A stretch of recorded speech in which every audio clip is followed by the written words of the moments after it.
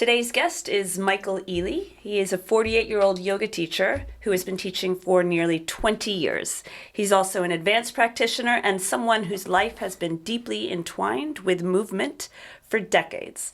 A few months ago, Michael had a very serious cycling accident, and in an instant, the things that he relied on every day, practicing, teaching, demonstrating, even doing comfortable things in his life, were suddenly taken away. For many of us, movement is more than something we do. It's how we understand ourselves. It's our routine, our community, our therapy, and our identity. So, what happens when the body no longer allows us to do the things that make us feel most like ourselves? This conversation is not really about injury, it's about impermanence. It's about aging. It's about attachment. It's about who we are when the roles, abilities, and identities we've spent years building up suddenly begin to shift.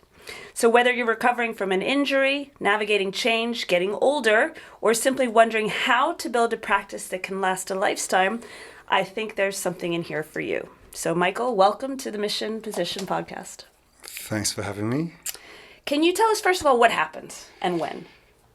Yeah, so it was the beginning of the year in January.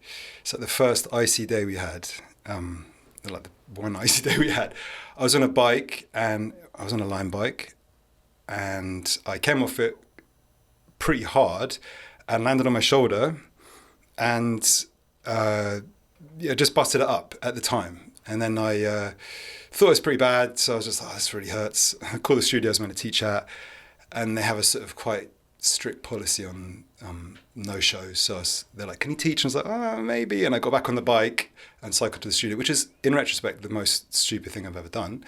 And I taught the class, and then I was like, I've got to go to A&E, and they diagnosed no dislocation, which I was like, that's great, but there's something wrong with it. And it took me a while to find out there was a torn rotator cuff, which is basically the torn tendons of the rotator cuff muscles.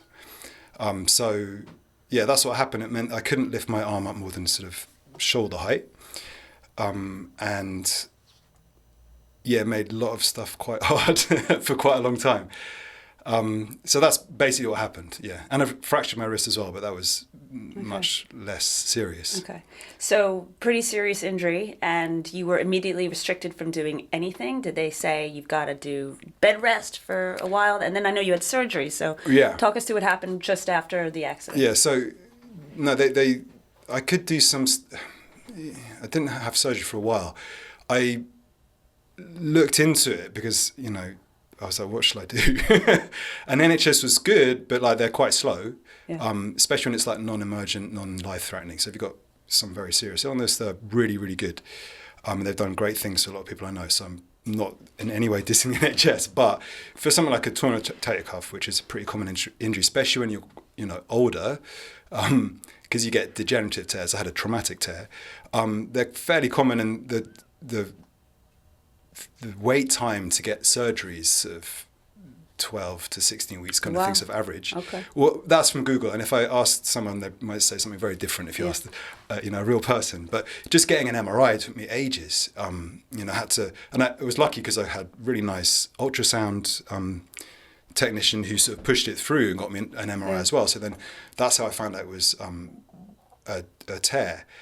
And it seems to be if you have an injury like this, it's a traumatic tear, then the best thing you can do is get surgery to repair it, because it doesn't repair itself. It basically, the tendon won't just sort of knit yourself back together. So if you don't do it within a sort of, you have the best outcomes, let's say, within a short time. So if you leave it more than 6 weeks, the outcomes get less good for how well it repair. Okay. Because so how soon after then the accident did you have the surgery? So I had it basically exactly 6 weeks. Okay. No. It was more like 5 weeks after. Okay. And I went private because I was like, I just want to get it done. And I was very lucky because I had the option to do that, to basically pay. I didn't have insurance, so and now I'm thinking of getting insurance quite seriously. I had the luck to be able to do that. And so also, what was the recovery time then after the surgery? So, well, this is where it sort of gets a bit long, because they say 9 to 12 months till you're back to where you were. Wow. But they're not saying you'll be back to where you were, because the shoulder's never going to be the same as it was. Yeah. Because basically what they do is, it's really cool. I mean, if you like that sort of thing, is they scrape down the bone, so it creates like a bleeding bed, and then they suture on the tendon. They pull it up and they suture it on, and it heals. So in other words, like the tendon heals back onto the bone. So it's like, it doesn't stay stuck with staples. It heals itself. So that's the whole point. So it takes time. So it takes time to heal. It's no guarantee that it'll be successful. Right. And I got a lot of different information from different people. Like, obviously the internet is where everyone goes when they hurt themselves, and it's a bit of a, especially with AI now, it's crazy, the sort of the thing it tells you. You think, oh, that must be the right thing because it's aggregated all those different websites and showing me this, but you don't even know. Some people are saying, oh yeah, you should never get surgery for rotator cuff repairs because they won't necessarily be successful in the long term, and you'll have a better luck with physio and all sorts of different, like everyone telling me different things, like students coming up to me, studio owners, and you know, everybody's got an opinion. Everyone's got an opinion, which is fine. And it's like, I was happy to hear it, but sometimes I think I'm just going to have to stick with something. So I did the repair, and so 9 to 12 months recovery, and I'm about 6 months in. Okay. So it's been a while. It's been a while. Because, I mean, I've followed you for a while, even before we worked together, and I've always seen your Instagram posts as extremely advanced practice, right? So how did that hit you when you had that massive injury? Did it like cold turkey stop your practice? Yeah. I'm just going to shut the door before you answer that. Do you want to edit together that? What's it, bitch? Yeah. Yeah, thanks. It's all good. Cool. Do you need the question again, or are you good? Yeah. Do you stop cold turkey? Was that the question? Yeah. Yeah. So basically, like at the beginning, I didn't know what was wrong with it. Like, I didn't know how bad the tear was. So the first few days, first week or so, you just don't know what's wrong with it. Whether doing stuff is going to make it worse or make it better. So just as I'll do nothing, and support it how they suggest, and then it's just surprising how annoying it is to do stuff when you have one arm completely out of action. So forget yoga, just like day-to-day stuff. Putting on a pair of pants, like trousers, putting on a shirt. I mean, just annoying stuff. I have very supportive wife, you know her well, Cindy. So like, I'm very thankful for that, because she, I don't know what you'd do if you're on your own. Like, you'd be screwed. Like, it'd be really hard. Like, you'd have a tough time, because there's a lot of stuff you just can't do, because you can't. That's immediately after the surgery. When the injury happened, after a little while, I could sort of move it around, and I could do stuff, and it was all right. And I knew that it wasn't working. It's just like I couldn't lift the arm up. And then when I had the surgery, it was like painful, and I couldn't move it. And I know I wasn't meant to move it, because you have an initial danger of pulling the sutures out, and it's of having to start again and do it all over again. And it is a bit like torture. Like, but because you can't lie, you have to lie on your back to sleep. You have to have the arm supported, and it just starts to ache. I don't know if you've ever had a rotator cuff problem, and I'm sure you have, because most people who do yoga at some point have some sort of tweak of the rotator cuff, where it's like it starts to ache a bit in the shoulder, and you feel a bit like, oh, this isn't the best, and it just goes away after a while. But it was like that at night, just super intense. You just can't sleep. So I was like, I'd lie on my back, couldn't sleep. So I'd lean forward into something like a Padasana, let's say, to give you a reference, and I'd fall asleep for like 5 seconds, but then it'd be like super uncomfortable because you're like leaning forward like this, and I'd wake up, and then that was not a lot of fun. So I didn't practice for quite a while because I just couldn't. Yeah. I mean, I do sort of sitting and moving, just basic stuff, but no postures. Right. And I guess that's the question, is like, well, what do you consider practice? Yeah. We'll get to that. Yeah. So then, what about teaching? How was that for you? So I taught straight away, like when I was injured, and then after the surgery, I had about a week off, I think. And Cindy covered a load of my classes, not all of them, and then I went back to teaching pretty soon afterwards, as soon as I could. As soon as the surgeon was like, yeah, it's okay for you to do that kind of stuff, because the way I teach is that I teach one set sequence that you don't need to demonstrate anything, and I teach a lot of stuff where I just don't demonstrate, and then I could just say what to do, and that's So it worked all right. Teaching was possible. It had its challenges, though. I mean, when you can't demonstrate a tool and you can't do stuff, it really is hard to get people to move sometimes. Sure. So how much of your identity was, and maybe is now, tied up with your physical capabilities, and it was just ripped away from you? Did you question your role as a practitioner and a teacher? I mean, yeah, I guess I'd be lying to say no. As a teacher, no, because I think it's like, I don't think you have to be good at the postures and to do the kind of stuff I was doing to be able to teach yoga. I think what I was doing, what I hope to get back to doing, I'm not saying I'm not going to do it ever again, but it's quite niche. I think it's sort of like crazy flexibility stuff. And to be honest, like I lost a lot of that anyway in the last 10 years. Because since of I'm a age. kid. Old kids, time, it just takes a lot of time. Sure. Practice takes a lot of time. And so to maintain that level of flexibility was just not easy. So I lost a lot of that anyway. So I wasn't really too, I guess, tied to it.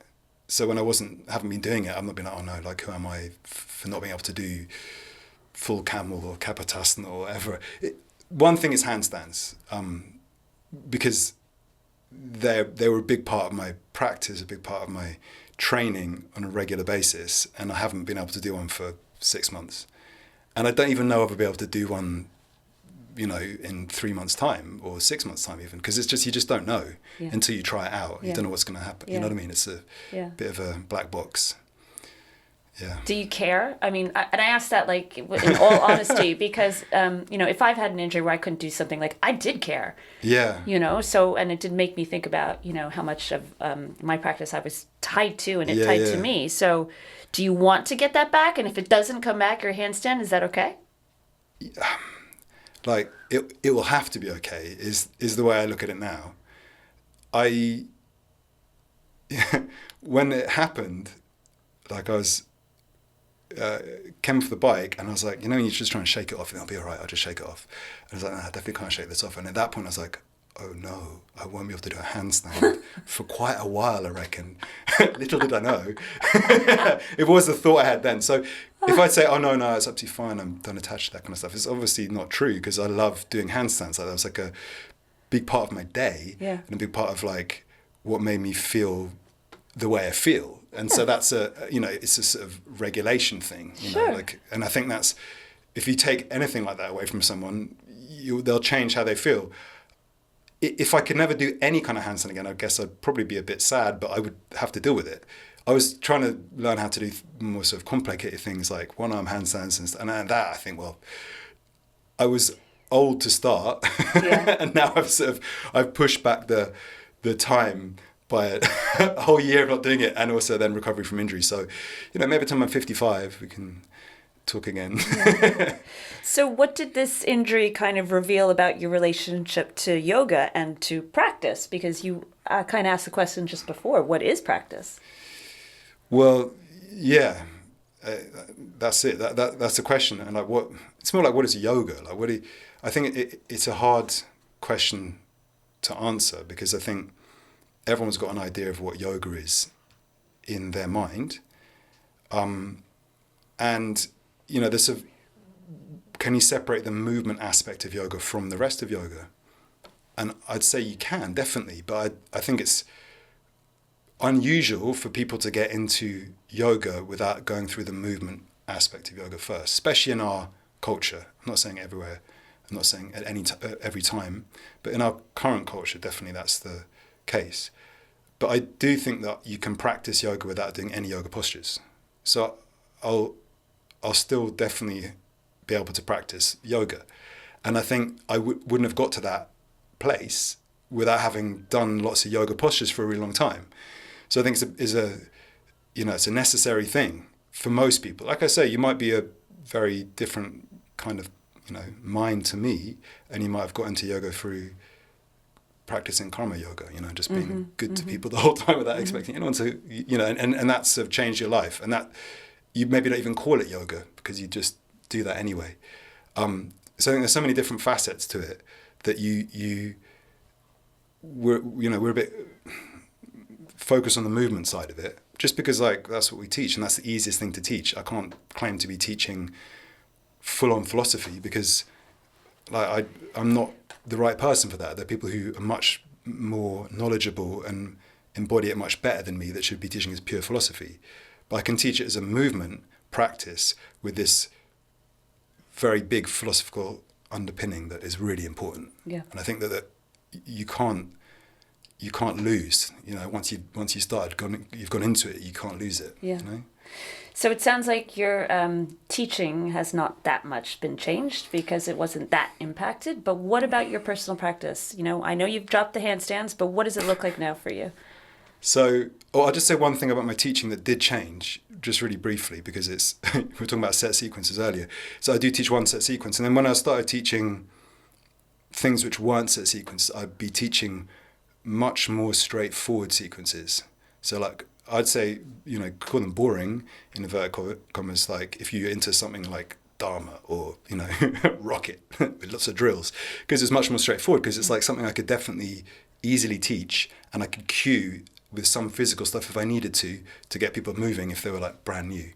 But that's what changed my teaching. But the rest of it, and now I can teach more sort of not interest. I think that stuff's very interesting anyway, but more sort of variegated stuff. But so from my practice now, I've been to a few public classes. Mm-hmm. So I've been to like 3 or 4 public classes, and I'll start doing more and more. And I've been doing Bikram or Hot 26 and 2, because I think it's one of the most accessible sequences. Yeah, especially for a shoulder injury, right? Shoulder like there's no chaturangas. Yeah, it's the best. And there's nothing the one thing that I was like, is it good to do bow when you think, am I going to pull my shoulder out? But I don't think I will, and it now feels even stronger. So there's nothing that I can't do in that to a degree. And now that I can do some kind of push-up kind of movements, I could do chaturangas, I could do a vinyasa class. I just sort of have shied away from doing something like Rocket or you know, something heavy like that, because it's quite fast most of the time and quite a lot. The volume is high of the same kind of movements. So you've slowed things down. Yeah, a lot. And I, you know, do a lot of sort of, I did it before as well though, like yin kind of stuff. I'd never call it yin because I just don't have that training or that sort of background, but a lot of yin kind of long holds of stuff, you know, sitting around. Has the heat helped? Because they often talk about that in hot classes, that it's therapeutic. In some studios like Mission, we use the far infrared panels, which I know is quite good for people with arthritis and stuff. But do you feel better in the heat? Do you think it's been therapeutic to your injury? Honestly, I couldn't say. I spend so much time in the heat, and I've had to spend so much time in the heat before that I can't. I think it's probably good. I think the thing with heat is that it makes you, if you're moving and stretching, it feels more comfortable. And definitely the heat mission is like, it's this really nice sort of non-aggressive heat that just feels very like, you know, your body feels more movable. But I can't really tell the difference anymore, just because I spend like, you know, up to 4 hours in a hot room on any given day. That's a lot. Yeah, so sometimes I can't, you know, tell the difference. Yeah. I mean, I suppose that as people age, you know, they experience a gradual version of what's happened to you. But you were also starting to experience it as well. So do you think age is kind of a good teacher for how to slow things down, age or injury? They often say that, right? Injury is a great teacher, and I've always kind of hated that, but it's kind of true. Yeah, I hate it. No, it's true. It's very true, but also it's like it's such a cliche of the sort of the wellness industry, I think, and it's also very true. That's why cliches are true, and it's definitely true in yoga. Injuries are good teachers. I think with aging, it's like you just have to continuously reset your expectations and your parameters. And it's like, I've been doing a lot of physio because that's the only way that it's going to get back to being able to do stuff. So I do a lot of, it was just like basic arm movements to start, using my other arm to move the arm, and then, you know, using the muscles of the shoulder, and then adding weight and bands and so on. And so you always have this sort of okay, this is what you're aiming for. This is the standard you're looking to get to. Once you got to that standard, what's the next thing you can do? And I think aging just has that kind of in reverse, where you're like, okay, I want to be able to keep doing this. And from a movement point of view, obviously, for yoga, it's like, I want to be able to keep doing these basic things for as long as possible. And what can I do to make that happen? And yeah, I think your practice will have to change. My practice, everyone's practice will have to change. You can't end up doing the same, hard vinyasa class every day. No. When you get older, just you can't. Yeah. Yeah, I mean, I see people are starting to do that already as they age, that like they're changing their practice or they're adding other modalities into it, like strength training. We see that a lot right now. Yeah. Have you been doing strength training? Yeah, absolutely. Yeah, I mean, when I couldn't do anything at the beginning, like I was saying, or like we were talking about, I'm used to doing a lot of stuff, practicing quite a lot. So, handstands every day or something, a class or whatever it might be. So I was doing nothing. And it's like, I'm not used to just sitting still doing nothing. So I started walking a lot, and because that's all I could do. And I was walking thousands and that, like 20,000 steps a day, because I was just walking to work, basically, because I couldn't cycle. Not getting on a bike again, were you? Not getting on a bike, and the tube was not. Because people knocking into it. Just they don't care. They see that's why I was wearing the sling a bit, because it's like people see it, but even then they just don't see it, and they just don't get out of your way. And then the next thing I could do was like machines at a gym, so leg machines at a gym. So I started doing that. But I've been doing strength training of some sort for quite a while, for sort of maybe 10 plus years. Okay, before the injury. Yeah. And now that's, a bigger part of what I'm doing compared to yoga, I suppose. Or so it's a more structured part of what I'm doing, because it's just like, it's easier to structure. Practice, you can just be like, I feel like doing this today. Yeah. And has it helped, do you think? Yeah. With your recovery? Oh, well, yeah, definitely. I mean, the physio's very positive about my recovery, which is great. And I think it's just because I do all the physio.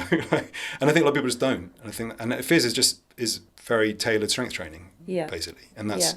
And I think that's what's interesting about yoga, is it can also be it can be a bit like physio as well. And how people use it can be a bit like physio. So I think it's you can use it as very structured strength training in itself, Yeah.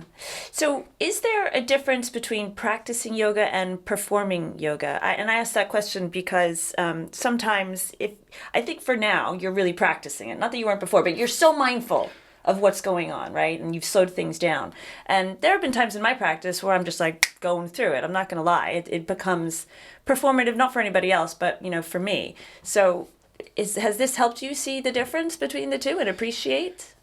Yeah, I mean, if you're saying performance as in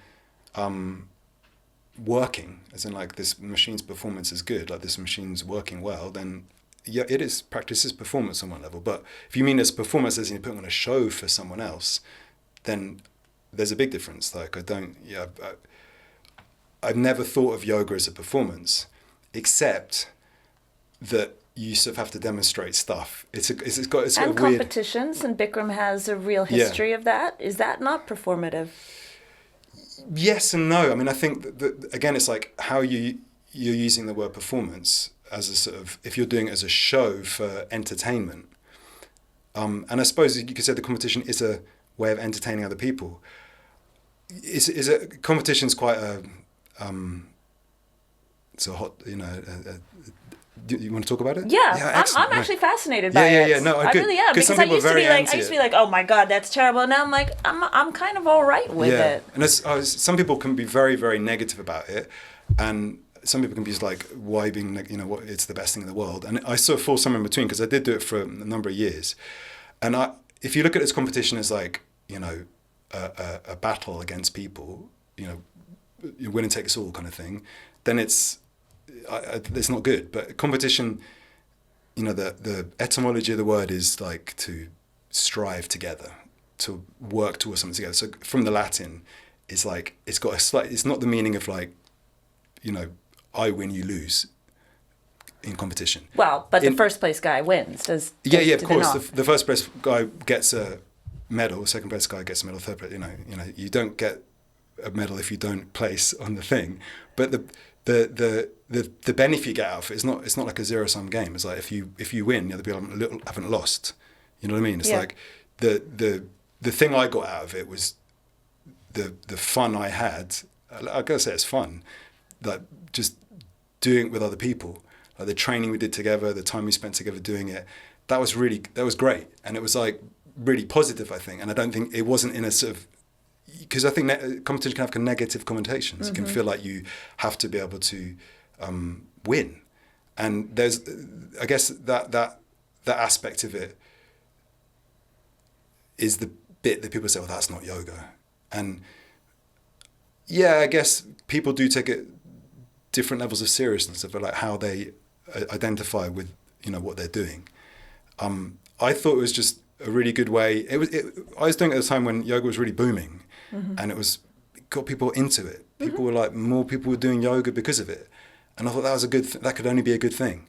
I'm pretty sure that there'll be a lot of people who'd be like, that's, they're fully against the teachings of yoga. That's like a himsa.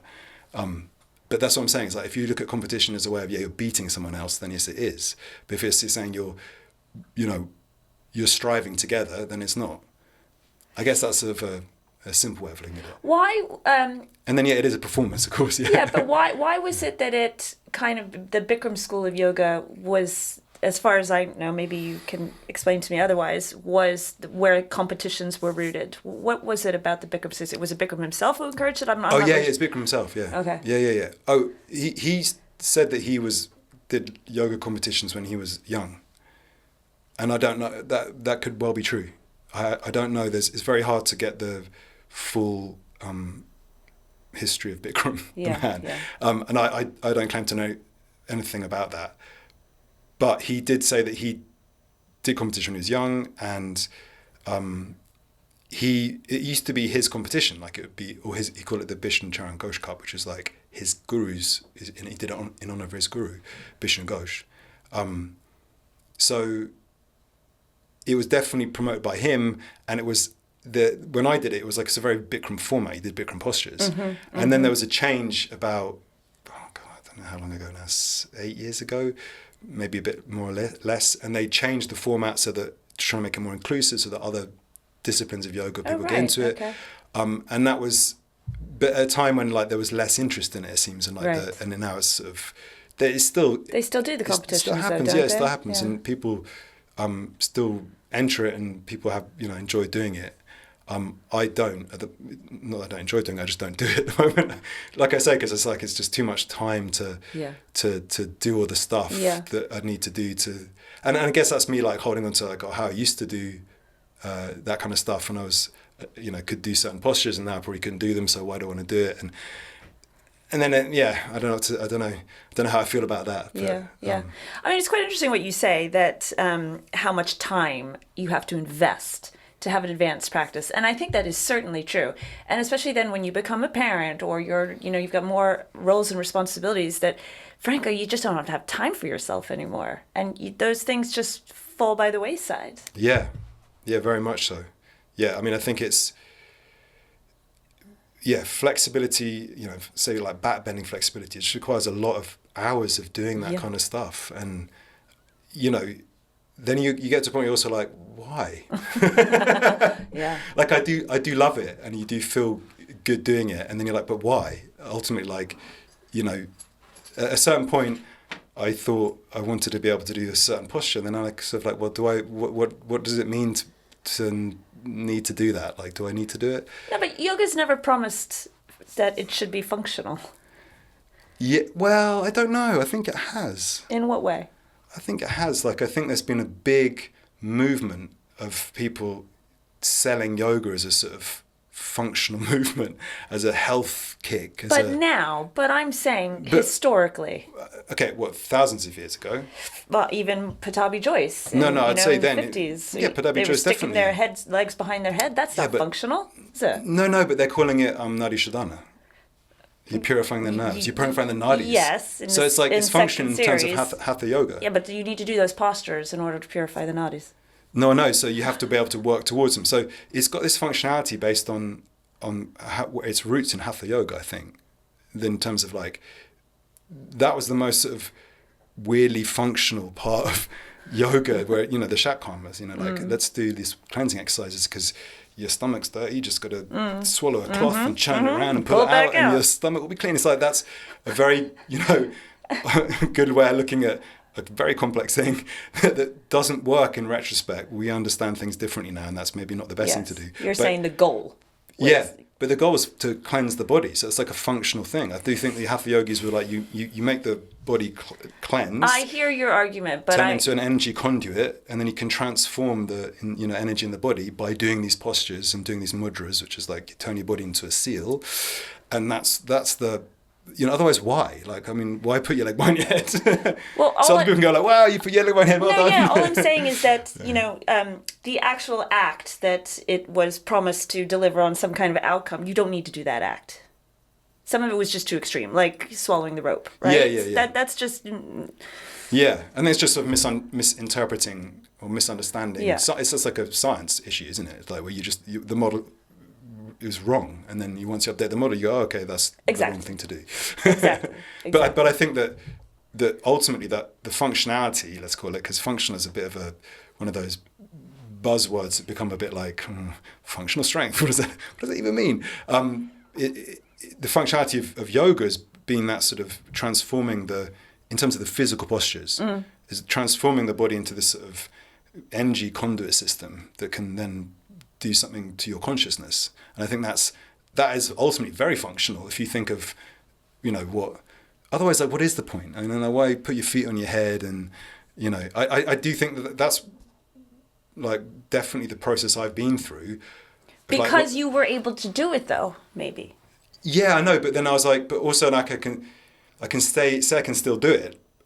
Before I'd be like, okay, I can put my feet on my head, but then what's the next step? Is like, okay, try and get your feet under your chin, and then try and go into, that's contortion. And it's like, well, do you get the same effect just by being able to put your foot on the head, or being able to go deeper into, does that make it the functionality of hatha yoga work better? And I think that's a question I can't answer. I don't know if you can. But I mean, I think it is a question that I find interesting, because I find that's the sort of the fascinating part of yoga's movement.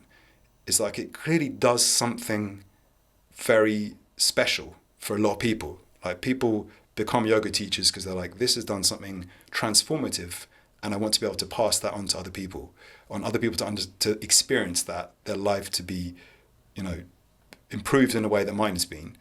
And how much of that is it from doing exercise on a regular basis? Because some people are like, you know, you start doing exercise on a regular basis, suddenly feel really good, and then your life is different and it's changed. How much is it from doing yoga exercises? Like, how much of the specialness is that because it's yoga? You know, I don't know the answer to that. I'm not saying you do either, or anyone can find it out now. AI will help us.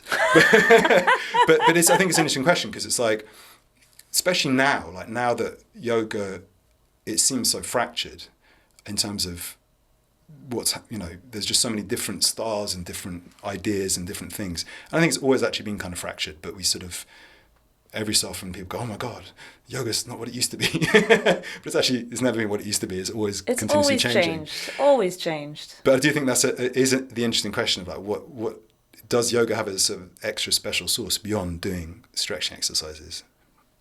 And I think it does.